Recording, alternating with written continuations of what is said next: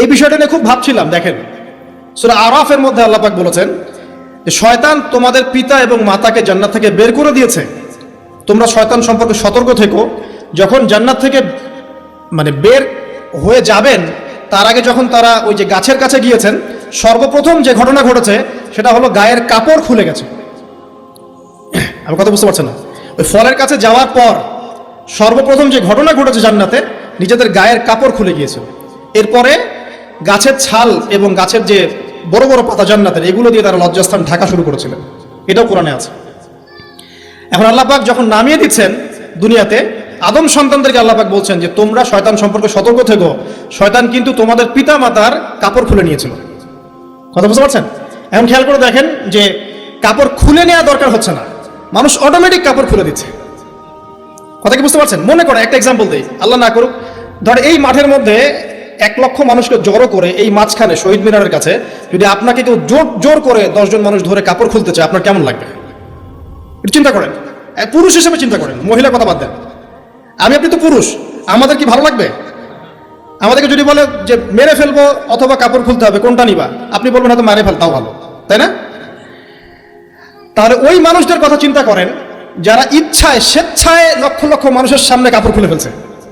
কেউ বাধ্য করছে না, কোনোভাবেই কেউ বাধ্য করছে না, নিজের ইচ্ছায়, পুরুষ না নারী কাপড় খুলে ফেলছে। মিউজিক ইন্ডাস্ট্রি বলেন, ফিল্ম ইন্ডাস্ট্রি বলেন, এই যে এখনকার যে শোজগুলো বলেন, হাওয়ায় তো মারতেছে দেশ এখন, তাই না? তো এই যে বিষয়গুলো দেখছেন, গেট আপ, ড্রেস কোড, মানুষ কি এটাকে জোর করে খুলে নিয়েছে গা থেকে? ইচ্ছা করে খুলে দিয়েছে। তাহলে এদের অবস্থান চিন্তা করেন যে এদেরকে কার সাথে তুলনা করবেন আপনি? এখন যদি বলেন পশুর সাথে, আমি বলবো তুলনা ঠিক হয়নি, কারণ কোনো পশুও নগ্ন চলে না। চলে? কোনো পশু নগ্ন চলে না। তুলনা একটা জাতির সাথে করতে পারেন। ওই যে ব্রাজিলের আমাজন জঙ্গল আছে, ওখানে দেখবেন কিছু কবিলা আছে যারা সমাজ থেকে টোটালি ডিট্যাচড, জানে না কাপড় কেমন করে পড়তে হয়, সভ্যতা কি, সংস্কৃতি কি, ন্যায় কোনটা অন্যায় কোনটা। ওদের গেট আপগুলো দেখবেন, এদের গেট আপগুলো দেখবেন সেম। তাহলে এদের আদর্শ কোথায়? আল্লাহ পাক সূরা আরাফে বলছেন শয়তান থেকে সতর্ক থেকো, তোমাদের পিতা মাতার কিন্তু তারা কাপড় খুলে ফেলেছিল শয়তান, তোমাদের কাপড় যেন শয়তান খুলতে না পারে, আল্লাহ পাক সতর্ক করেছেন। আর এখন আপনি খেয়াল করে দেখবেন, জোর করে না, স্বেচ্ছায় মানুষ কাপড় খুলে ফেলছে, এবং তারা পুরুষ না নারী। তো যে জায়গায় আসছিলাম, ওই মেয়ের হেঁটে আসাটা আল্লাহ রাব্বুল আলামিন ব্যাখ্যা করেছেন।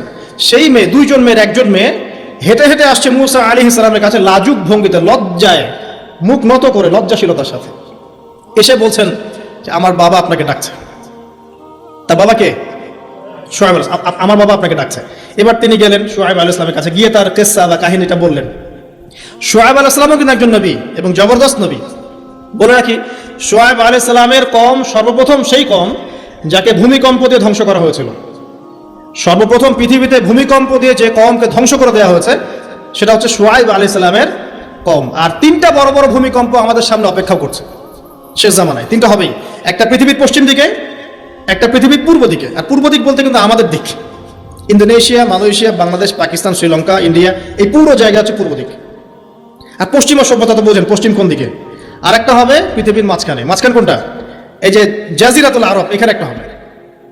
এটা হবেই, কোনো বিজ্ঞানী ঠেকাতে পারবে না।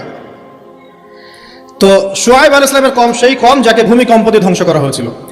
তো এখন মূসা আলাইহিস সালাম তার কাছে গিয়ে তার ঘটনাগুলো বললেন। শুআয়ব আলাইহিস সালাম তাকে বললেন, ঠিক আছে, আমার মেয়ের একটা দাবি। আমার মেয়ে বলেছে যে তুমি হচ্ছ বিশ্বস্ত এবং শক্তিশালী, তোমাকে যেন আমি আমার কাজে নিয়োগ করি। আসলে মেয়ে বাবাকে ইঙ্গিত একটা মনের ভাব ব্যক্ত করেছে আর কি। তখন তার বাবা সেই ভাবটা বুঝতে পেরেছেন। তিনি বলেছেন, ঠিক আছে, আমি আমার এই মেয়ের সাথে তোমাকে বিয়ে দিব। শর্ত কি? শর্ত হচ্ছে তোমাকে 8 বছর আমার এখানে কাজ করতে হবে।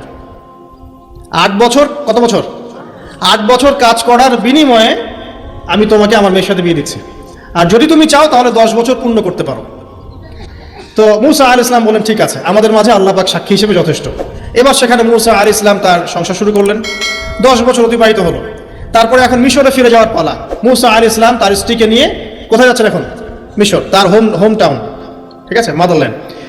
কিন্তু যাত্রা পথে তুয়া উপত্যকায় বিভিন্ন কিতাবে এসেছে তার স্ত্রীর প্রসব বেদনা শুরু হয়। তখন তিনি আগুন তালাশ করতে থাকেন। আগুন তালাশ করতে করতে আস্তে আস্তে তিনি এমন একটা জায়গার দিকে চলে যান, তুয়া উপত্যকায়, যেখানে দেখেন যে গাছের উপর আগুন জ্বলছে। এবং তখন আগুনকে ফলো করতে করতে হঠাৎ তিনি এক গায়েবী আওয়াজ শুনতে পান। আওয়াজটা হচ্ছে এমন, আমি একটু পড়ে শোনাই। আওয়াজটা হচ্ছে এমন যে ইন্নী আনা রব্বুক ফাখলা'না আলাইক ইন্নাকা বিল ওয়াদিল মুকদ্দাস তুয়া। এই আওয়াজটা আল্লাহ পাকের। কার আওয়াজ? সুবহানাল্লাহ। আল্লাহ পাক মূসা আলাইহিস সালামের সাথে কথা বলছেন এই জায়গায়।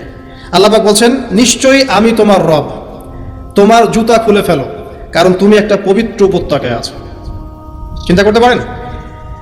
ওয়া আনা ইখতারতুকা, এবং আমি তোমাকে বাছাই করেছি হে মূসা, ফাসতামি' লিমা ইউহা, তুমি খুব মনোযোগ দিয়ে শোনো, আমি তোমার কাছে যা ওহী করছি এটা মনোযোগ দিয়ে শোনো। ইন্নানি আনা আল্লাহ, নিশ্চয়ই আমি আল্লাহ। আল্লাহ বলছেন ইন্নানি আনা আল্লাহ, নিশ্চয়ই আমি আল্লাহ। লা ইলাহা ইল্লা আনা, আল্লাহ বলছেন আমি ছাড়া কোনো ইলাহ নেই। ফা'বুদনি, আমার ইবাদত করো।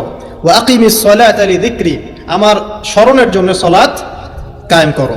ইন্নাস সাআতা লাআতিয়াতুন, নিশ্চয়ই কিয়ামত অবশ্যই আসবে। আকাদু উখফিহা, আমি এটাকে গোপন রেখেছি।